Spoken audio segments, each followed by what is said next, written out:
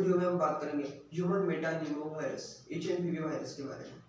बहुत सारे लोगों के दिमाग में बहुत सारे सवाल हैं कि क्या लॉकडाउन दोबारा लग सकता है, क्या हमारी जो एग्जाम्स आ रही हो कोविड टाइम पे जैसे एग्जाम्स डिले हो चुके थे, ऐसे एग्जाम्स ही नहीं हुए थे, तो वैसी कुछ कंडीशंस दोबारा क्रिएट हो सकती है। ऐसे बहुत सारे सवाल हैं। क्या हेल्थ क्राइसिस आ सकते हैं, क्या कुछ कंडीशंस, क्या कुछ स्थितियां बन सकते हैं इस वायरस को लेके, और इस सारी जानकारी को इस वीडियो के थ्रू मैं आप लोगों के साथ शेयर करने वाला हूँ।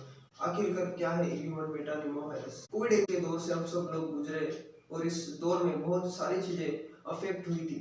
जैसे स्टूडेंट्स की कक्षाएं अफेक्ट हुई थी, स्टूडेंट्स की पूरी जो स्टडीज थी उस टाइम पे वो डिस्टर्ब हो चुकी थी। बहुत सारे लोगों की जॉब चली गई थी, बहुत सारे लोगों के बिजनेस ठप हो चुके थे। बिजनेस की एक पूरी की पूरी जो सप्लाई चेन होती है वो पूरी की पूरी इस कोविड से डिस्टर्ब हुई थी। और बहुत सारे लोग जो बाहर फंसे हुए थे, जो 1600 किलोमीटर, 1500 किलोमीटर, 1000 किलोमीटर तक पैदल ट्रैवल करके अपने घर पर पहुंचे थे। और वो सारी कंडीशंस, वो सारी जो परिस्थिति उस टाइम पे कोविड के टाइम पे हुई थी, उस हम सभी लोगों को अच्छे से याद।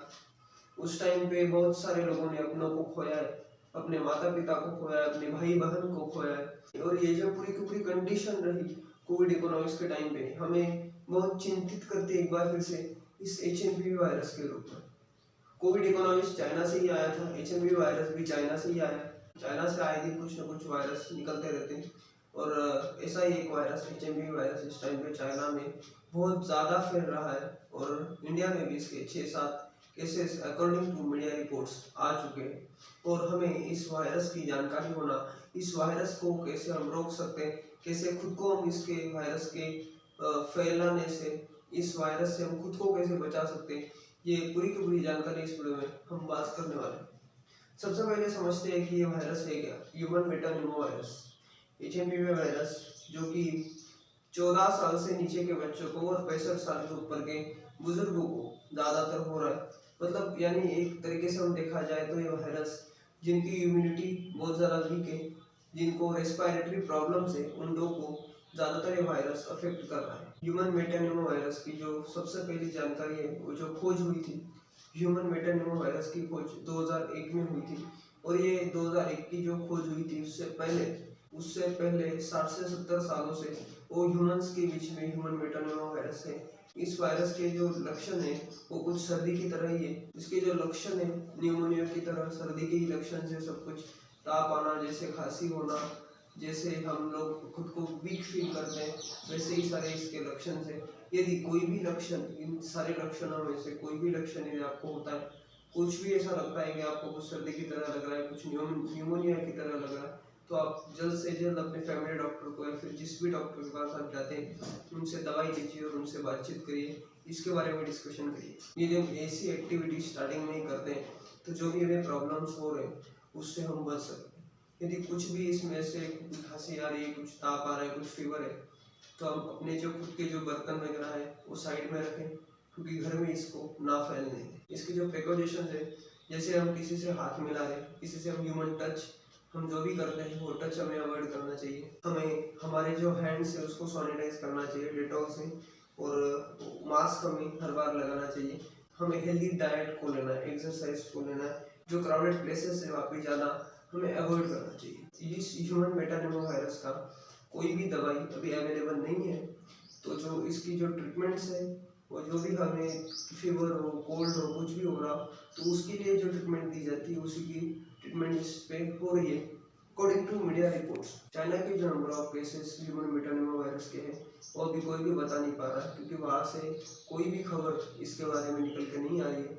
पर according to media reports India में 6 to 7 cases human metapneumovirus के आ चुके हैं। इसलिए हमें दक्षता लेना, जो भी स्टूडियो में हमने बातचीत करी वो सारी दक्षताएं लेना बहुत जरूरी है। भारत देश के स्वास्थ्य मंत्री JP नड्डा जी ने सभी देशवासियों के लिए क्या कुछ कहा है इस वायरस के बारे में, देखते हैं। हेल्थ एक्सपर्ट्स ने HMPV वायरस के बारे में यह स्पष्ट किया है कि यह वायरस कोई नया वायरस नहीं है। इसकी पहचान सबसे पहले वर्ष 2001 में हुई थी और कई वर्षों से ये विश्व भर में फैल रहा है। HMPV वायरस एक ऐसा वायरस है जो हवा के जरिए सांस लेते समय एक दूसरे में फैलता है। यह सभी आयु वर्ग के लोगों में संक्रमण का कारण भी बनता है। यह विशेष रूप से सर्दी और बसंत के मौसम के शुरुआती महीनों में अधिक देखा जाता है। चीन में जो HMPV वायरस के मामले पर हाल ही में आई रिपोर्ट्स पर स्वास्थ्य मंत्रालय ने Indian council for medical research के साथ और national centre for disease control के साथ और वर्ल्ड हेल्थ ऑर्गेनाइजेशन के साथ चीन सहित पड़ोसी देशों में स्थिति पर कड़ी निगरानी रखे हुए है। WHO ने भी स्थिति का संज्ञान लिया है और जल्द ही वो भी अपनी रिपोर्ट साझा करेंगे हमसे।